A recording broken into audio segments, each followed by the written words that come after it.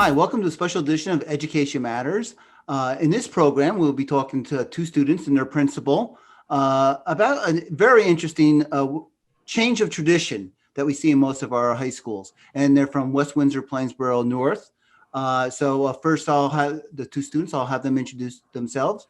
Sonia, and just tell us what position you have with the student council. Sonia, why don't you go first? Hi, everyone. My name is Sonia Balakrishnan, and I'm the Executive Board President of our Student Council of the student body at High School North, and I've been on Student Council for the past 4 years, so throughout high school. Okay, and Kirthi? Hi, my name is Kirthi Chigurupati. I am a junior, and this year I'm serving as a Student Body Vice President.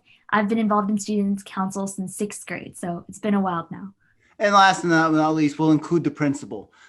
Jonathan? Sure. Yeah, thank you, Ray. I'm John Dauber, and I'm the proud principal at West Windsor-Plainsboro High School North. Okay, our high school traditions have been around, sometimes longer than the high schools have been around. And one of them is the homecoming king and queen. I think your district, your students, you took an interesting approach to this. Sonia, why don't you just take through the steps as to why you looked at changing that tradition? Yeah, so I'd just like to start off by saying that I think as a council and as a school, we are definitely all on board to making changes whenever we see that it's necessary. And while there are so many wonderful traditions, whether it's cultural, religious, or family traditions, or even school traditions, I think we all can't have like a general consensus that when a tradition might even unintentionally neglect someone in our community, it's definitely time to make change. And I'm a firm believer in, knowing that the present time is always the right time to make change. So I think that's why we all decided that although things might be virtual this year, this is something that is in our control, and this is something that we can change, and hopefully it'll have an impact on years to come and have a positive impact and kind of brighten up the spirit this year. And this is something that I remember from middle school. It was a saying that a lot of teachers would say. I think they also had like a mural in our school about it, and it said, "If not me, then who?" And this really influenced me to take lead on this initiative, because I was thinking, if I didn't do it, then when will this change happen? And as a student council, we are all here to be role models for the students in our school and to represent them. So this was a way for us to, carry out this saying and make sure that what we're doing is establishing an inclusive environment. And as president this year, one of my top priorities is to ensure that, we are creating a social environment that is inclusive. So everyone, all races, all genders, all sexualities, everyone, regardless of any identity they have, is welcome, appreciated, and valued. And I think that starting off with creating our own tradition is the right step to go. Okay, and Kirthi, why is the homecoming king and queen one of the things that you wanted to change? What about it? And I know Sonia touched on some of them. Yeah, I think homecoming is one of our most treasured traditions at North. We only have a couple events each year that include everybody in our school, and this is truly one of them, where our entire school gets to elect people who are representative of them and the characteristics that we embody as a school. So for us to make this sort of a selective thing that's very heteronormative and promotes only our cisgender peers, it seems extremely normalized, but it's actually hurting people in ways that we've never seen. And as Sonia alluded to earlier, I think as an e-board, it's always been our top priority to be making changes in the system. And a lot of the concerns that we heard from our fellow peers this year when we were presenting these changes was, is this the right year? Because our seniors have lost out on so many traditions because of this virtual environment that it felt like we were taking something else from them. But ultimately, I think it came down to what is the loss on each side, right? On one side, it's maybe the seniors not getting the typical homecoming. And on the other side, it's an entire group of our peers being isolated and not included in our whole school traditions. And so for us as an e-board and for us as a student council, and even further for us as a student body, it was clear what we needed to do. And it was clear that if we've acknowledged the issue, it was time to address it, and we shouldn't push it off till future years. So I think, as Sonia was saying, it's not just about us as a student council or us as an e-board. I would also account this change a lot towards administration, especially our vice principal, Ms. Sinkata. She was really a pioneer with us, sitting down whenever we needed to, and further to our student body who truly accepted these changes with absolutely no hesitation. That was going to be my next question. What did the other students think? I know we're the two of you fell. Mr. Dauber, I mean, when you heard about this, what was your first reaction? Well, my first reaction, I was really excited and really proud of the students. I mean, Sonia and Kirthi have been around for a few years at North, and they've been part of student council. And, I mean, one of the things that we tend to preach, and I don't know, we haven't really talked about it, but I don't know if either of you recall, we would have our grade level assemblies to begin the school year. And one of the things that we talk about, each year, I mean, it's this idea of like legacy with students. I have this book in my office, and it's something that's inspired me over the years. But what are you doing today for the people who will come after you tomorrow? And we apply it directly to High School North, but it's really applicable to this greater sense of life and the world and our place in it. And that's one of the things that I was really proud of the kids, of the students, the young people, not kids, but the young adults in our school for taking this on, because I think that Sonia had mentioned a point earlier about, is this the year that we do it? And as well, to the point of, if not me, then who? And then the second part of that is, if not now, then when, right? So I just couldn't be prouder of this group and their willingness to take this on and do the right thing and be progressive and help our school to take a nice positive step forward. Yeah, it's really impressive to me. Okay, Sonia, we all had agreements, and probably even some people who were the king and queen of their own prom know that there's something wrong with it. So you still have to replace it with something, because you don't want to just take something away. So I liked your initiative to explain how you replaced it. I think that was a really important part of this. Yeah, so the first thing that we wanted to do was make sure that our planning involved all of student council, admin, and student voices as well. So we made sure that anything that we were planning wasn't just our own idea, but it was a collaborative effort. And our main idea was to do two things: to make sure that it wasn't just only, you vote for girls and then you vote for boys, that all students would be included into one Google form to be voted for. And then out of that, 15 people would be selected. And then out of those 15, so those 15 would be considered the court. And then we'd have like some fun activities such as a spirit week. And then each of the 15 members on court would have a video that would share a little bit about their personality. And after those few weeks, then 5 people out of the 15 would be voted as the Knights of the Round Table. And one thing that we also made an effort to do was to redefine the purpose of voting. Because I remember when we were having a meeting with our vice principal, Ms. Sinkata, she brought up a really good question. She was like, what is the purpose of homecoming? What are people voting for? And then that really made us think. And it occurred to us that there could be all sorts of reasons why someone will vote for, one of the people on the court, or just vote for any person. And we wanted to make sure that it had a positive association. So that's why we changed the purpose of voting to vote for someone who exemplifies good character and is uplifting in our school. So the reason behind voting for someone would have like a positive connotation with it. So I also think another interesting thing that we implemented is, with those videos, you got to know a little bit about the people that you were voting for, because in past years, you would just have a name and a face, and whether you knew them or not, you would just vote for them, right? So this year it was a little more personalized, and you got to know their personality, and now it's based on who you really admire in school, or who's been there for you in school.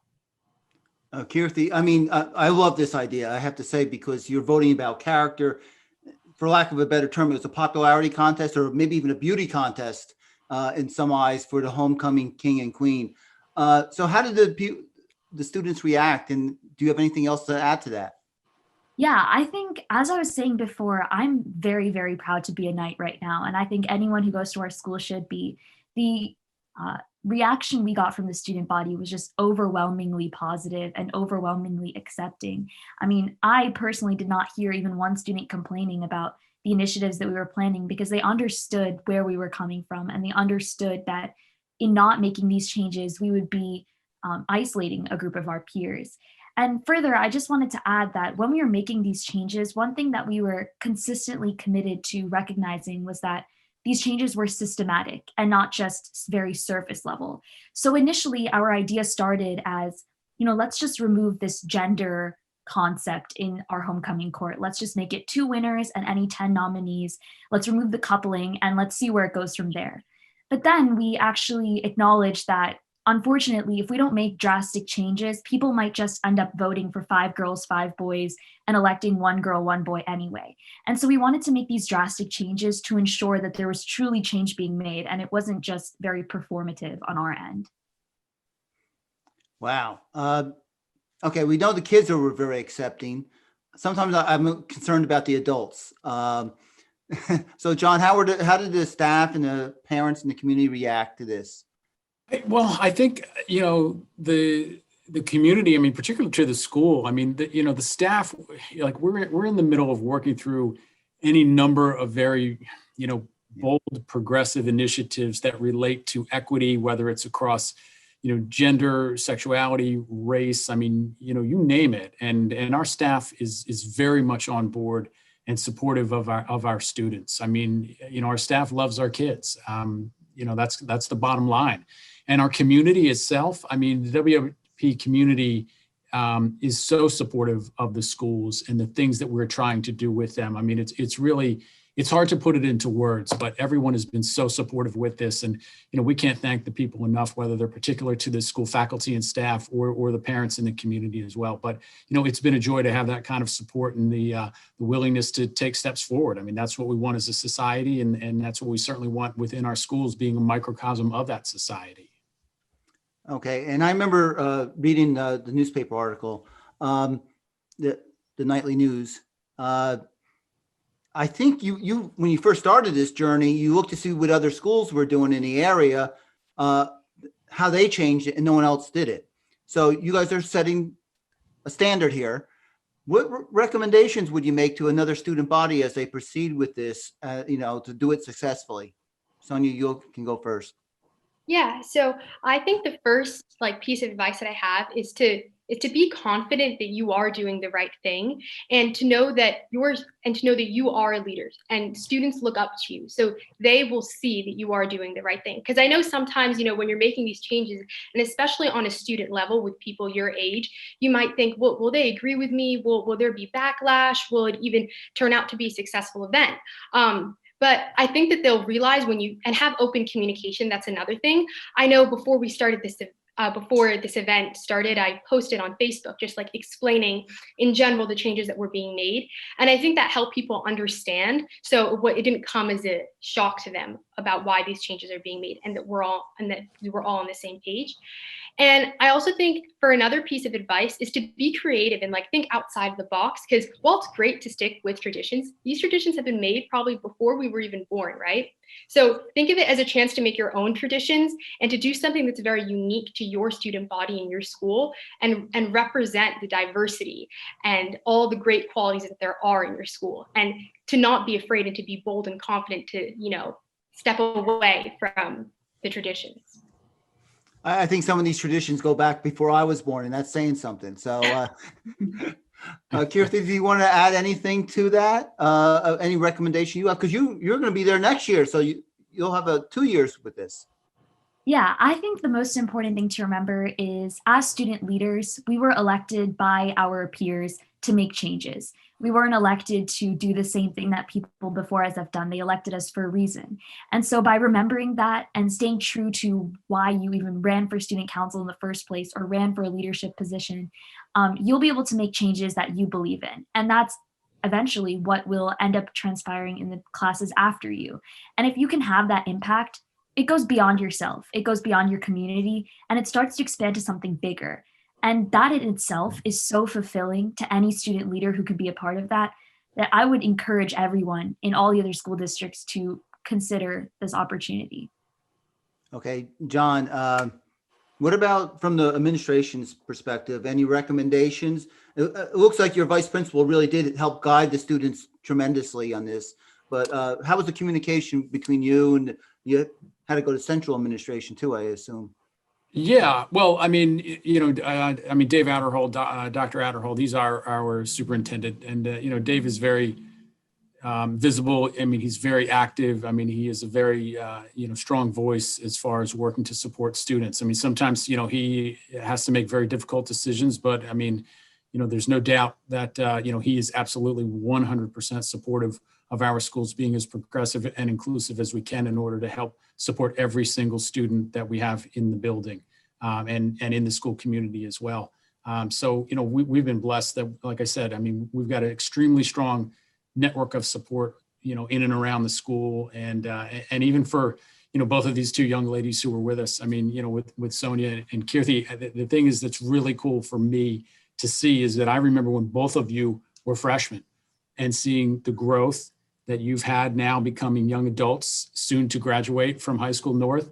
I mean, it's you can't really put it into words, but that is also part of your education beyond the things that happen to you or that you participate in when you're in class. And it means the world to me as your principal to see that kind of growth in both of you and everyone who's been attached to this. So I thank you both, from the bottom of my heart and as the principal of the school for your willingness to take these things on. I think it's great. I have to say, before I close out, I was very impressed, and I'm having a hard time believing that you're still in high school with your maturity and your thought process. Sure. I think you're going to make a lot of great contributions to this world, but it's not just the two of you. It can't be just the two of you. It's the rest of the student body too. And I hope other school districts take a look at this, because I think they do want to see how they can change the tradition. That's not always easy, but. So I want to congratulate both of you. And John, I know you're awfully proud of your students at North. Yeah. I mean, right to the other point. I mean, not fully answering your question. I apologize, but when administrators and the adults are willing to sit down with the students and have a trusting, open lines of communication, that's where the progress begins to happen. When students are willing to be vulnerable and be open about their thoughts and what their ideas are, and present them in a non-threatening, risk-free environment. I mean, Jessica Sincadas works directly with our students in student council, and I think that has a lot to do with it, her connections with the students and willingness to be open and listen to what all of you had to say. I mean, correct me if I'm wrong, right? I have to say I'm impressed. So that brings us to the end, how the West Windsor-Plainsboro High School North went from a king and a queen to the Knights of the Round Table. I think is a fascinating story and something that other districts should be looking at. They don't have to be called the Knights of the Round Table, if your mascot's something else. Yeah. So I hope you enjoyed this presentation. I'd like to thank all three of them for joining me. And that brings us to the end of this Education Matters.